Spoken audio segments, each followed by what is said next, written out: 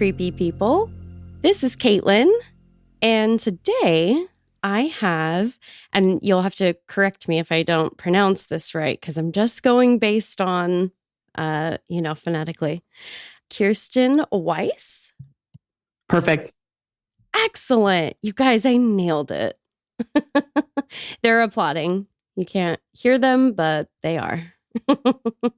So, Kirsten, you have a new book coming out a month from today, exactly, on February 14th, right? Yes.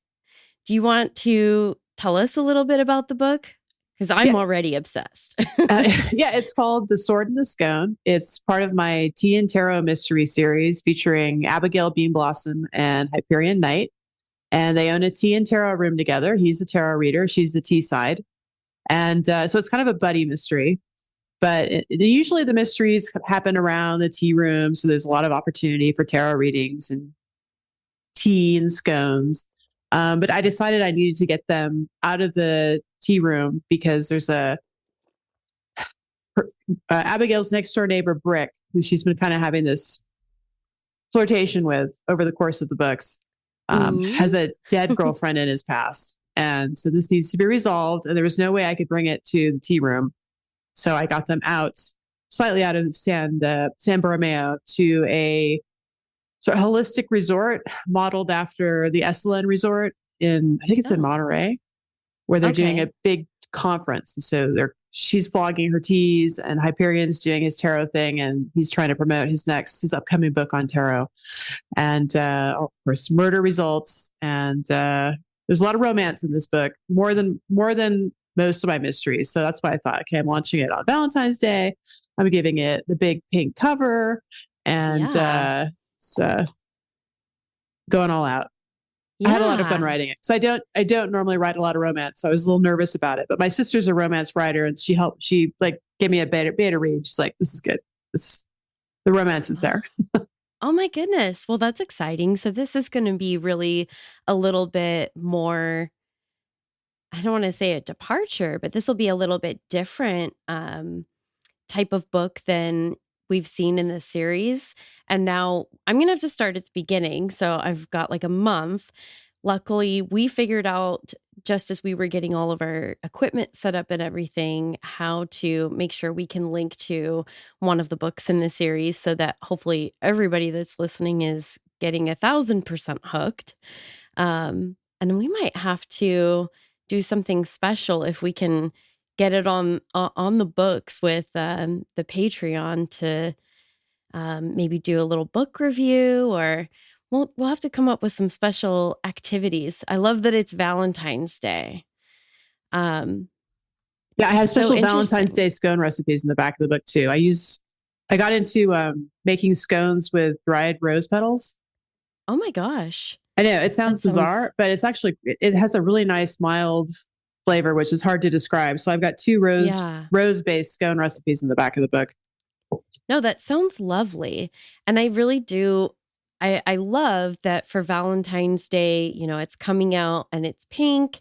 We've, got the tarot and the mystery. I mean, I was on board, but the thing that I love about the cover art too is that you've got the sword right in there. My cover artist did an amazing job. Yeah, it's gorgeous. Okay, so I am going to skip over to Cassie's question.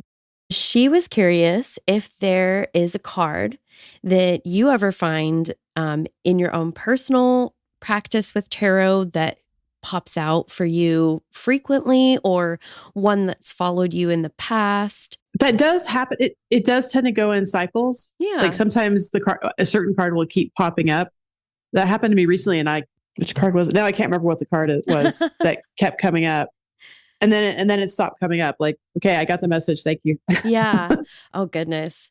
Well, I will say it's well established. I think it's part of like the canon really of our show. Feels like a very hoity-toity word to use for our indie podcast, but there you go. I did it. It's very well established that Cassie is forever receiving the Fool. I don't know when that ever ends for her. That's It's such a great card, though. it That's really actually one of is. my favorites. Yeah. It's just, pure potential. Mhm. Everything's becoming, anything is possible. I Yeah. love that card.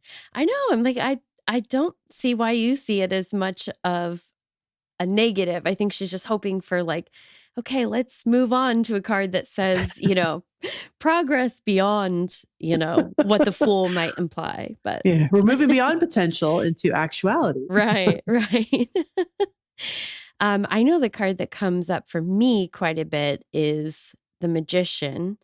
And part of what drew me initially to um, when I looked at your book cover was that I will sometimes notice swords as another that's kind of a repeater for me, um, especially if I'm doing like a multi card reading. Yeah. I had this period in my life where I was having these crazy anxiety attacks, which I wasn't used to having.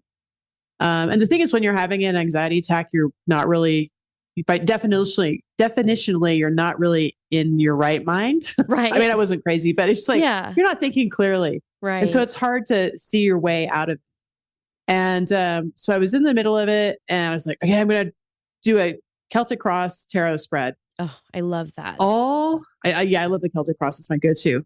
All the cards but one were swords. Oh my And the goodness. one that wasn't the sword was the Seven of Cups, which is a card of like illusion and Yeah. delusion. So, and it was just like, it's all in your head. It's all in your head. It's all in your head. It's all in your head. I mean, that was the whole, it's like the universe was like screaming at me. It's in your head. I was like, okay, I'm having it. It's in my head. Okay. None of these bad things are going to happen. It really helped me though. I mean, that's the beautiful thing about tarot is it kind of can jerk you out of your set pattern of thinking into another way of thinking. Yeah. And when you're in a bad place, that can be exactly what needs to happen. I totally agree. Yeah, I think one of the interesting conversations that I've had about tarot specifically and different versions of it over time with different people and at different points in my life is that whether or not you really, buy into, tarot as a way of being able to gain insight or, I don't think that I'm really, necessarily telling the future. I don't think of myself as some sort of I'm a prodigy in the fortune telling world or anything like that.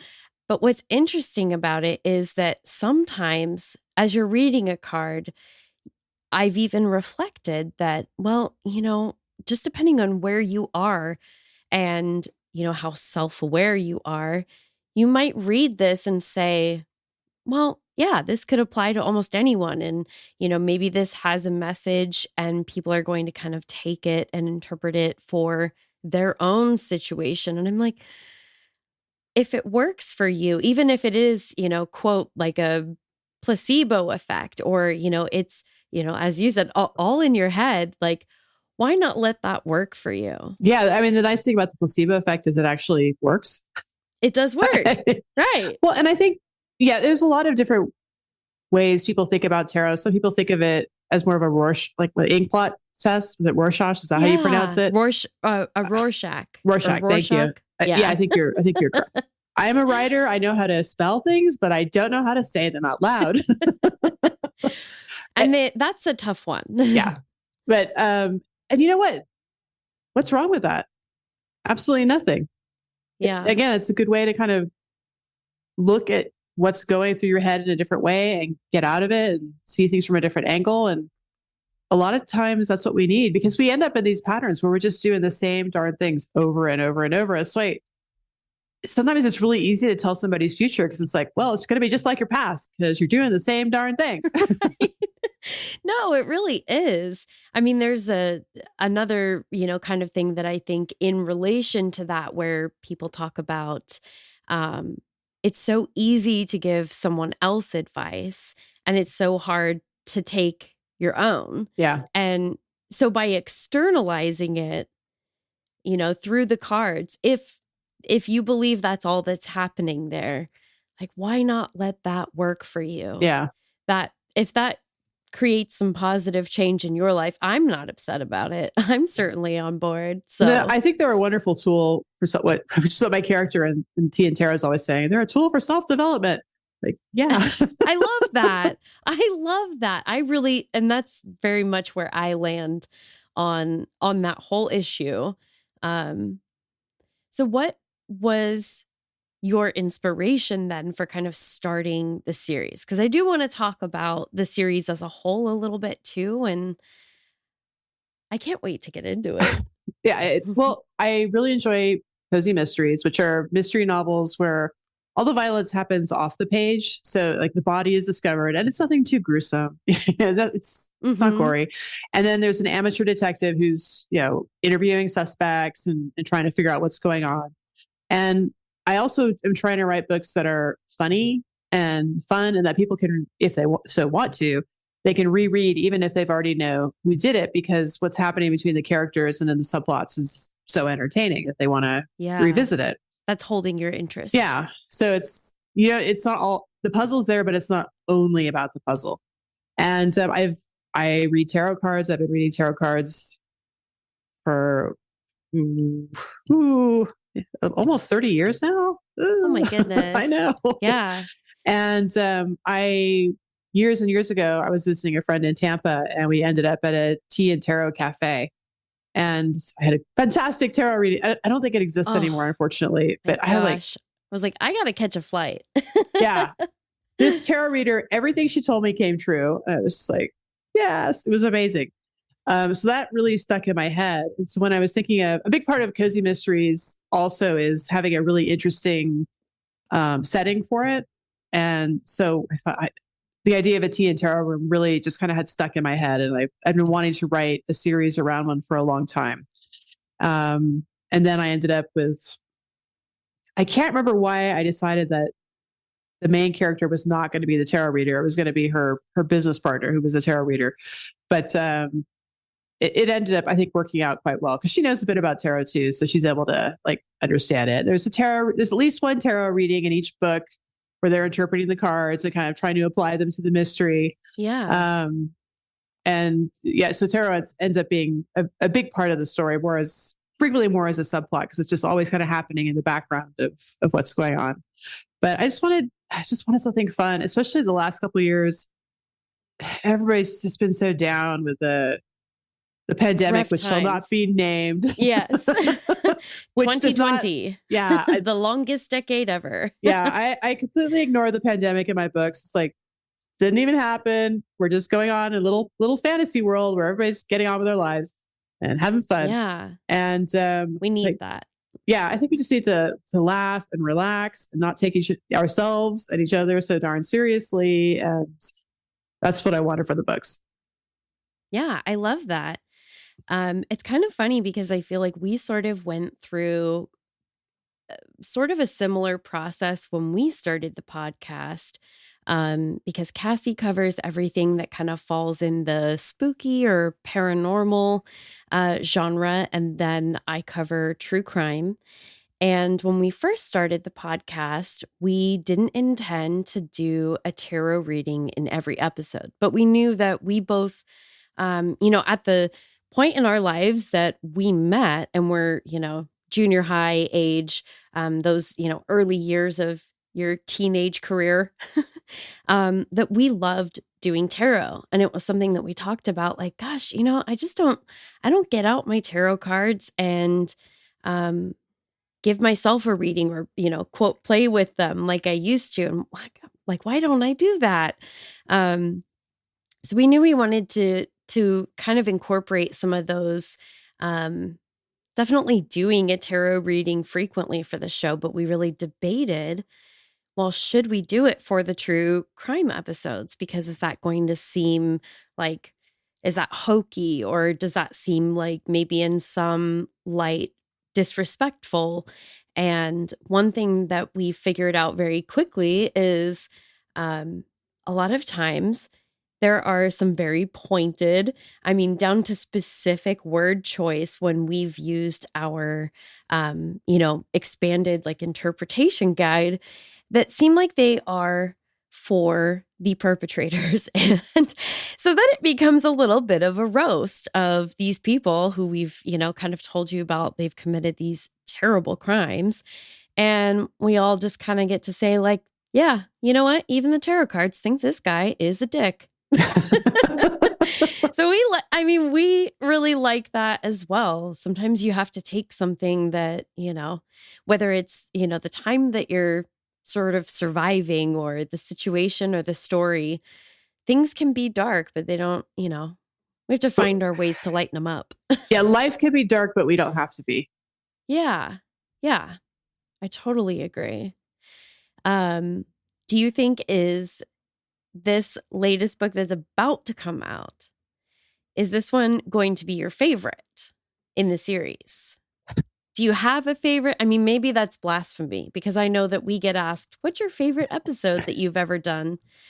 And I couldn't possibly decide. Yeah, this might sound like a cop-out, but usually the last book I wrote is my favorite book.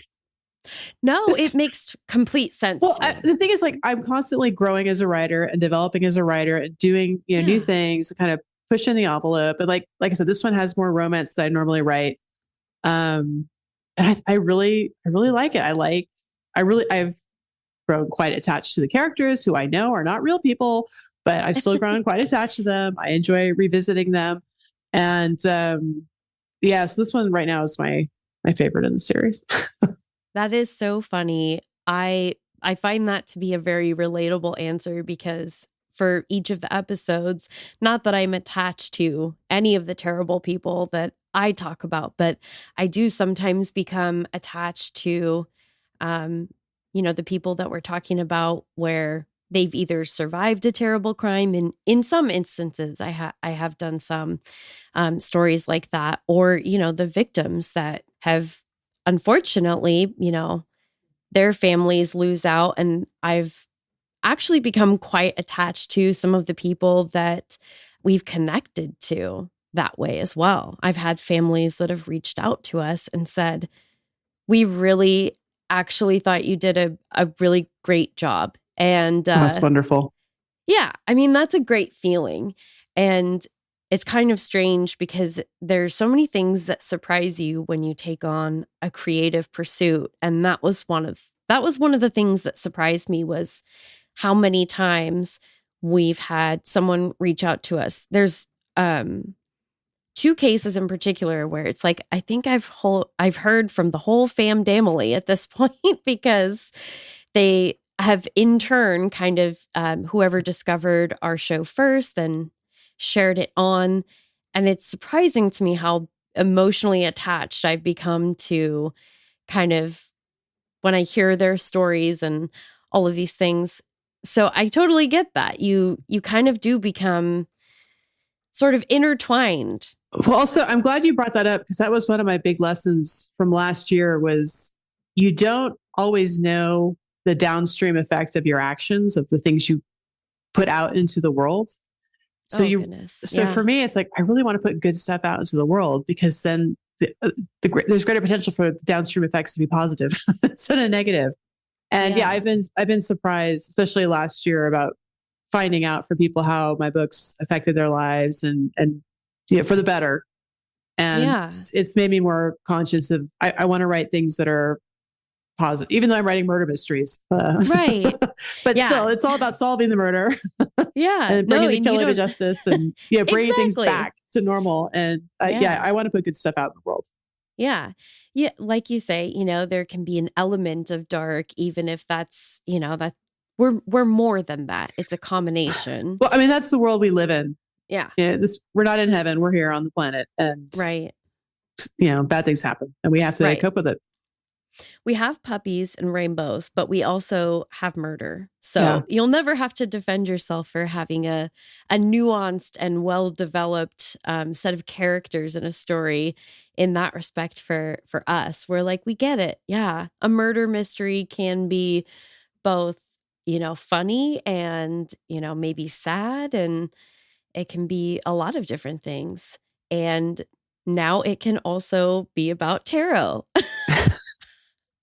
I'm like ready to pinch myself. It just really is. It's too much fun. Now you mentioned that with the paranormal museum that you were going to have, do you have another book coming out as well?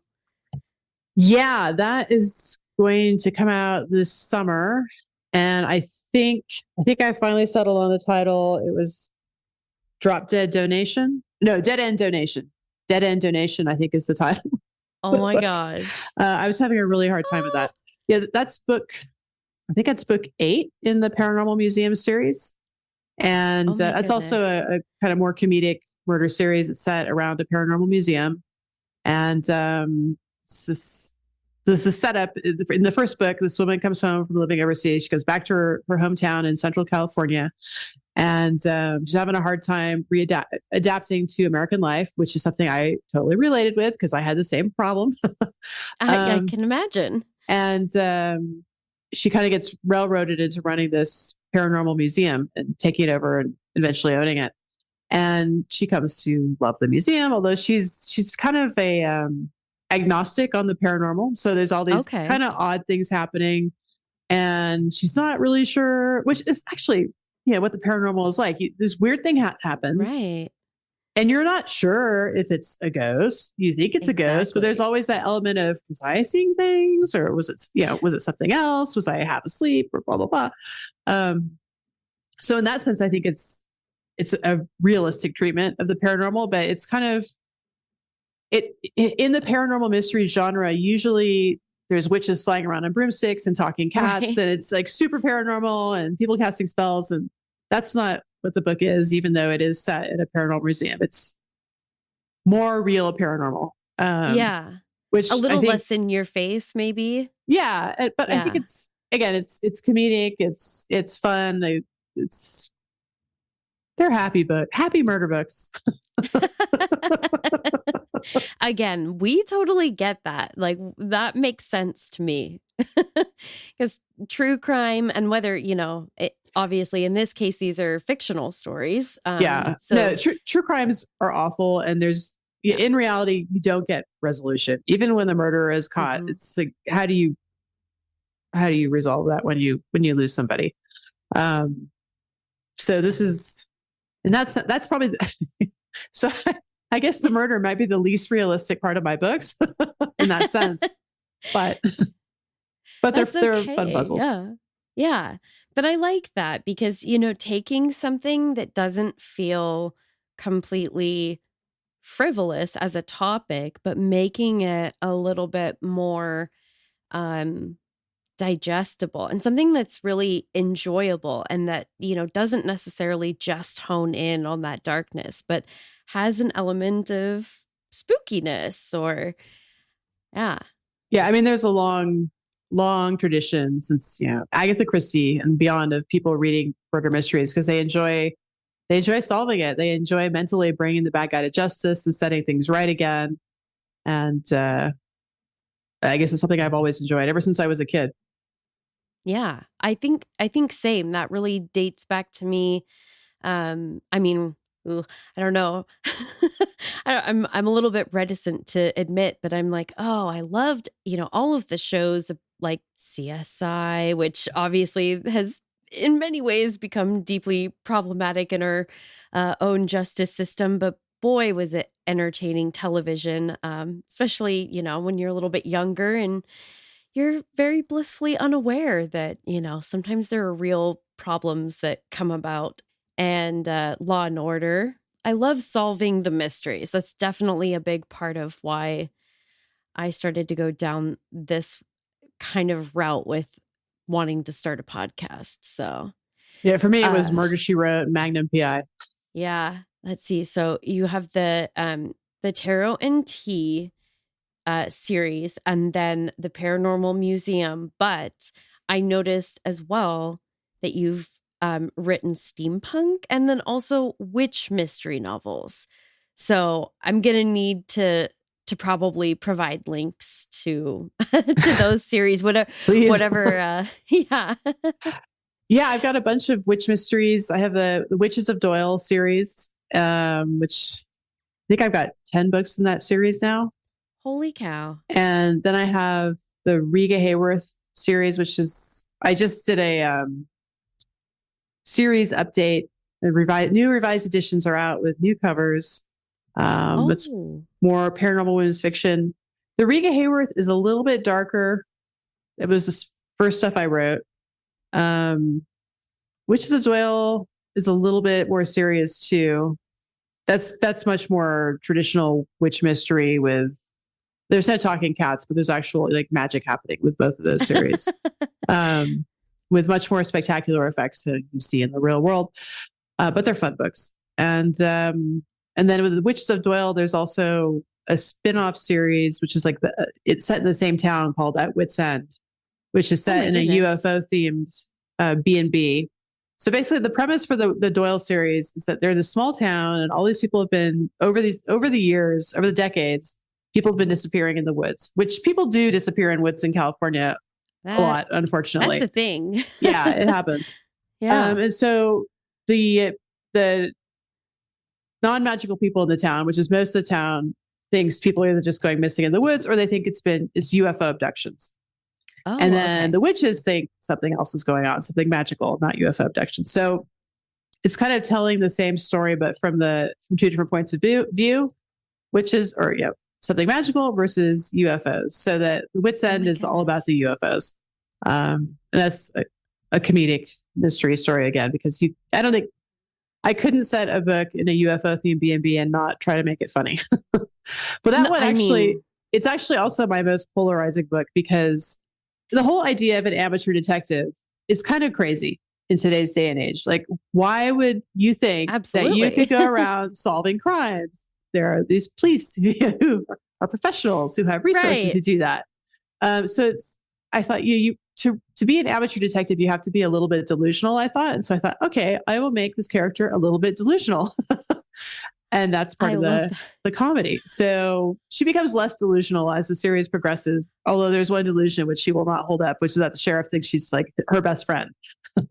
Oh. But that's part of the comedy. So some people most of my female characters are very, strong, independent, smart. And Susan Whitson is also strong, independent, smart, but she's delusional. So there's that. And a lot of my readers are just like, what is going on with this girl? Yeah. So just so people know, that's kind of part of the joke. Oh my gosh. I hadn't come across the UFO themed B&B yet. So I haven't shared that with Cassie. So just to future Cassie listening and editing this, I just want to say, hi. She is going to absolutely flip. So we're going to get on getting her the first in that so she can start reading through. I'm going to have to see what all formats too that we can find these in, because anybody that listens to our show knows that I'm a big audio book person. Well, the good news is I'm getting my Tea and Terror series made into audiobooks right now. So actually that's another project I have to do this weekend, is listen to the audiobook files for the first book in the series, so I can let the reader know if there's any mistakes in it. So that I hope to have it all out by the summer. Oh my gosh. But it's happening. That's exciting. I wanted to do a little tarot reading because, how could we not? Yeah, please. I'm just going to be thinking of the new book series and watch. It'll come up with something that just says massive success. As long as it's not the Ten of Swords of the Tower, I'll be happy. Right? So I drew the Ace of Swords. I know. Well, and then you were talking about too in that Celtic cross, how, sword, sword, sword. So I feel like, all right, that makes a lot of sense. So keywords for the Ace of Swords: focus, beginnings, new ideas, opportunity, truth, clarity. Oh, this is interesting. I wouldn't have thought of anything related to lovers, which for this particular card. So this says Cupid's arrow. Instead of swords, the Lover's Path Tarot uses arrows for this suit and tips the arrow with a heart. Oh, that's freaky. That is Again, freaky. because I've got a heart on the end of the sword here. That is Sorry. That is so spooky. Well, yeah, I'm debating. Okay, this happens in the first chapter, so it's not too much of a giveaway. The murder weapon is a sword from an Ace of Swords exhibit, basically. Get out of here. And obviously, okay, all right. Now I'm like defending my position. Like I didn't cheat with the tarot cards, but I'm like, I couldn't have known that. No, I mean, no. Oh my goodness. Oh, this is so interesting because I feel like, talking about the book and how that was really kind of your first foray into, romance writing. I just think that's so funny that it has that linkage. It says the arrow belongs to Cupid and symbolizes the power of love to create wisdom. Oh, that's really interesting. Yeah. And I'm sure, it's probably going to make a lot more sense for you and knowing, the full story and everything. But that is just, I love that. And it says the ace upright symbolizes a relationship in which you share ideas, inspire one another, and enjoy lively conversation. And I just think it struck me immediately that I'm like, okay, this feels very indicative of of these two business partners, for the tea and tarot room. Oh, okay. Well, I'm just gonna have to see where else I get my my parallels and everything for this reading. But I mean, what more do I need though? The Ace of Swords was literally it's kind of on the nose, actually.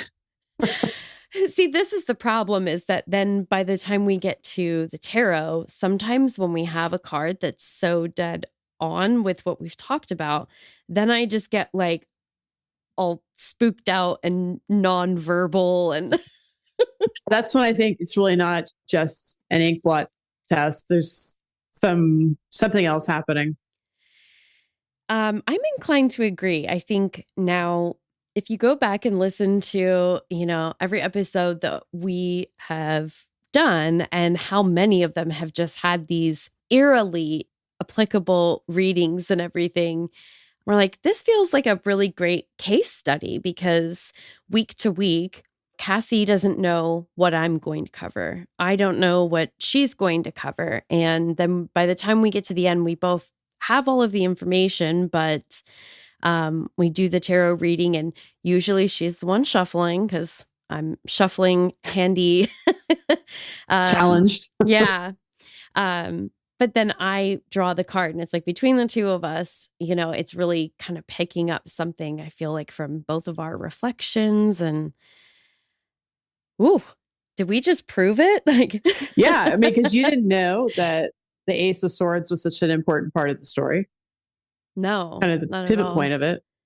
No. And my reaction initially was just that, going back to your story about the Celtic cross and how, swords was a significant, I mean, really the only suit that you had come up except for the one card. So that's what I thought. Oh, how funny that we just talked about that. And then reading the rest of it about the imagery, then now I'm like, okay, anybody else feel like it's cold and anxious in here?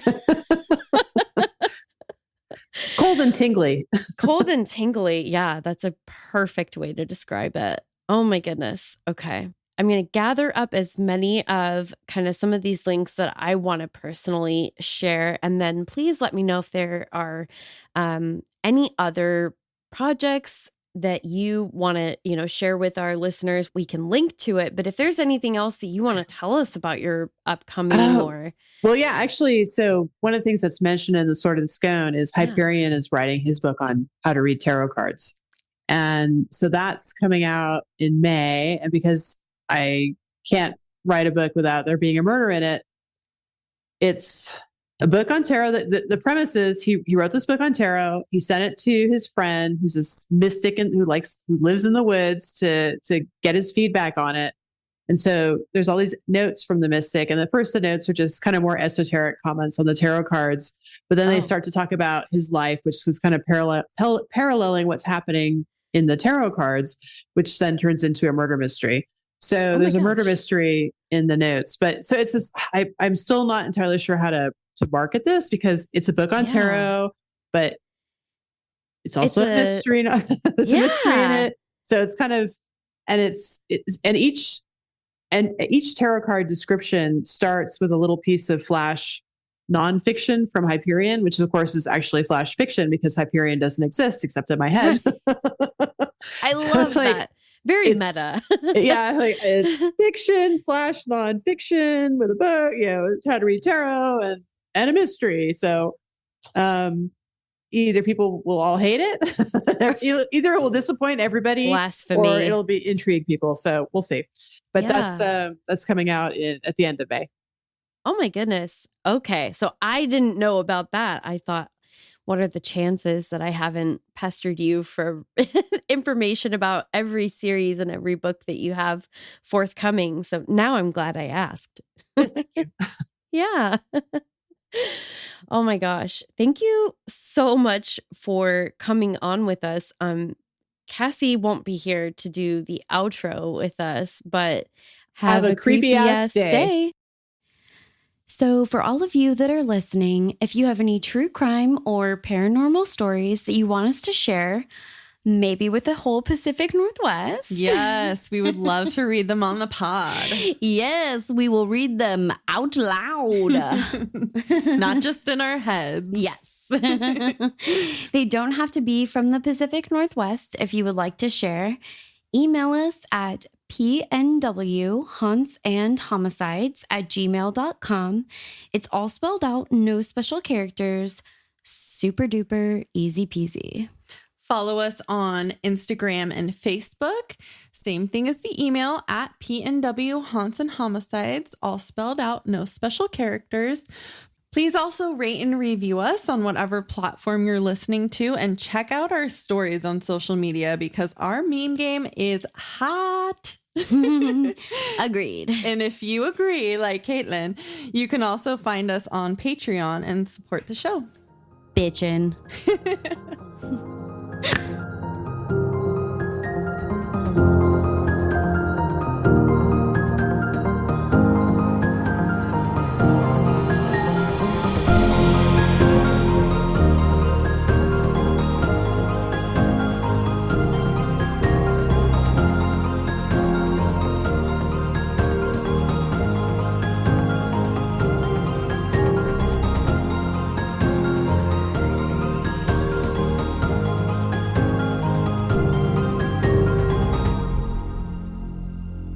Cassie's gotten pretty good at matching up the tracks, even if we're off by a second. So okay, here I am overpromising for someone who's not here to defend themselves. It's a lot of pressure on Cassie. I know. Yeah, I know she's going to be sad to have missed it, if not in the least, just to, rein me in.